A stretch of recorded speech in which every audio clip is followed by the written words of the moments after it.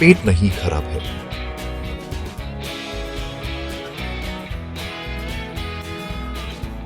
क्या हुआ यार, तू इतना दूर क्यों हो रहा है? कुछ नहीं है, मुझे अकेले रहने दो।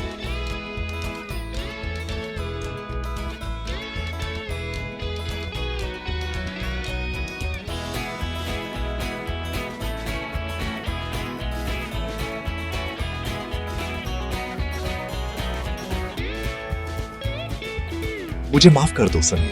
कभी किसी से नाराज रहना ही नहीं आया।